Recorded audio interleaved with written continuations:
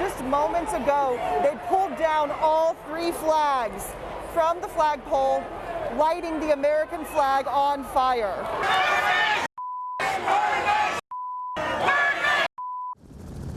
What began as a night of peaceful protest, demanding justice for Breonna Taylor, quickly turned violent. We're watching someone with the hammer bust in the windows at Subway. Tear gas was used. I can smell it and it's burning my eyes. 2 recycling bins on fire. Protests stretching across Metro Louisville. And this is in the Mid-City Mall area.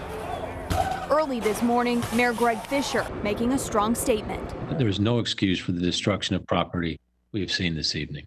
This is not protest, it is violence. Wake Up Weekends starts right now.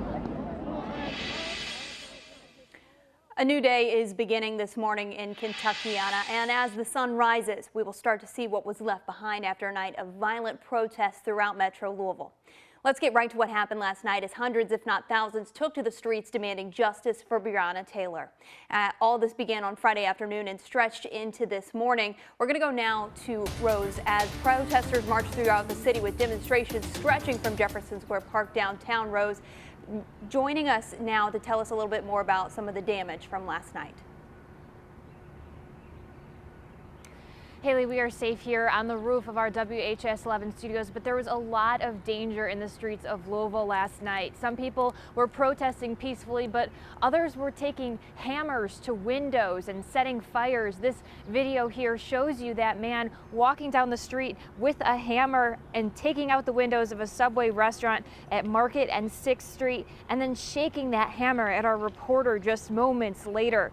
And just feet away, 2 garbage bins on fire in the middle of the street. Multiple buildings were damaged, including the Hall of Justice and businesses in and around Jefferson Square and 4th Street Live. Mayor Greg Fisher spoke at about 1 a.m. this morning, saying violence is not the way to honor Breonna Taylor's memory. This violence and destruction is absolutely unacceptable.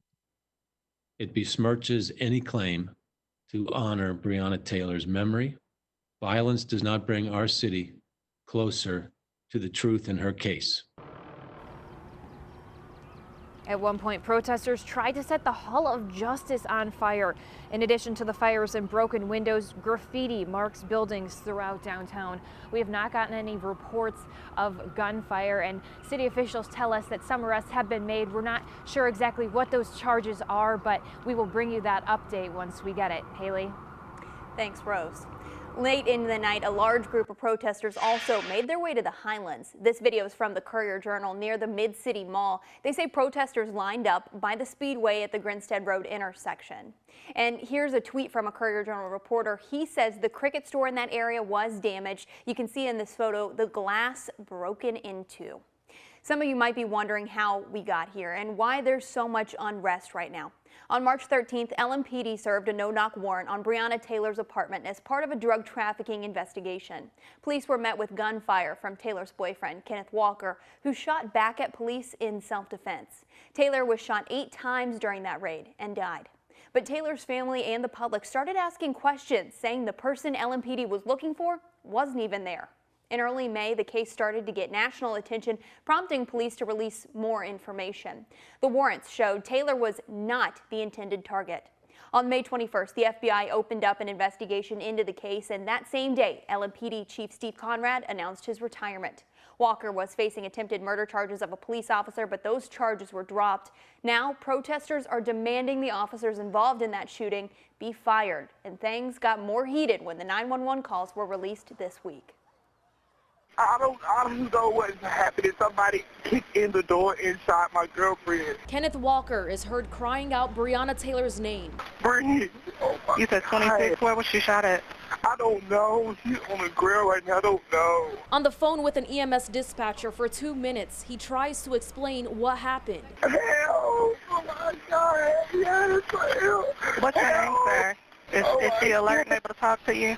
No. The 911 call was shared with WHES 11 by Taylor's family attorney Sam Aguiar. Just minutes later, Mayor Greg Fisher released the audio, calls from neighbors, transcripts, and a timeline of the reports to the public, saying in part, "I have heard the calls from the community to share facts as quickly as possible." In a statement, Sam Aguiar said, "Listening to the call is one of the most difficult things I have ever had to do. It's a shame it took a subpoena for the audio to be shared." According to the computer-aided dispatch timeline, EMS is put on standby for the search warrant around 11 the night before the shooting. Almost 2 hours later, around 12:42 March 13th, EMS is flooded with calls from neighbors reporting gunfire. Then another call on the radio that an officer has been shot. There was a lot of gunshots. Yeah, I need to get over here. They're shooting out like crazy. Yeah, just get down.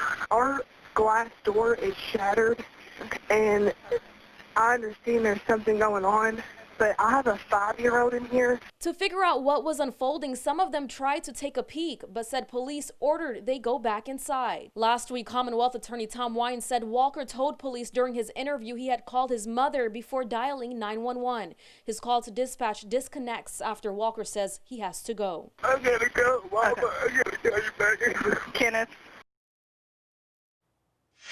Early yesterday, Louisville Mayor Greg Fisher announced he was suspending no-knock warrants. He says Kentucky Attorney General Daniel Cameron and the FBI still are reviewing the case. Breonna Taylor's sister says she feels like people are no longer doing these protests for her sister. Overnight, Janiyah Palmer posted a statement on Facebook saying people are vandalizing stuff for no reason and taking her sister's name out of peace. She says she feels like people are disrespecting the family's wishes for a safe and nonviolent protest. Today, another protest is planned at Metro Hall. It's supposed to start at 10 o'clock this morning. If rain is expected, they're going to reschedule for a week from today. They'll make the call at 8 this morning, so we'll update you on that in our 9 o'clock hour. All right, we're going to head now to meteorologist Reed Yaden. Reed, you were actually out flying during all of this, so what was your impression as a longtime Louisvillian on what was going on last night? Well, it becomes, you know, when it's your town, it becomes more than a news story. You're sitting there looking down on the areas you know and looking at people below, some getting hurt, some trying to protect, and others causing problems. The evening started out peaceful enough. Large crowd gathered, and police kind of let them do their protest. And then I think that things began to turn when you saw the flags come down and the American flag get burned. From there on, things got a little more tense. Then we saw, first thing I noticed was a group heading south and on 6th Street.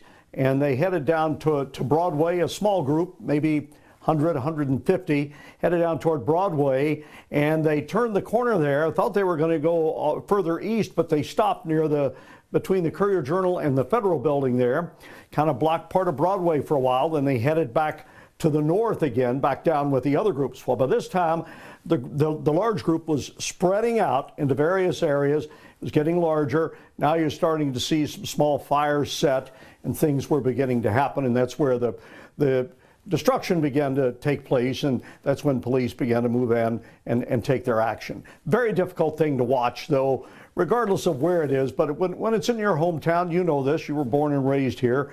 When it's your hometown, it has a little more of an impact on you. Reed, thank you so much, and we'll check back in with you a little bit later to take a look at our forecast for the coming day. All the events of the last couple days, and compassion is something that we ought to have on full display. Governor Andy Beshear is asking all of us to light our homes in honor of those who've lost someone to COVID-19. We have a check on the case numbers, and we're looking into testing trends in Kentucky and Indiana. Now, here's your Kentucky Lottery jackpot totals this morning. The Mega Millions has jumped $20 million overnight, $356 million, and Kentucky's Powerball, $125 million. The Kentucky Lottery, over $3.6 billion in grants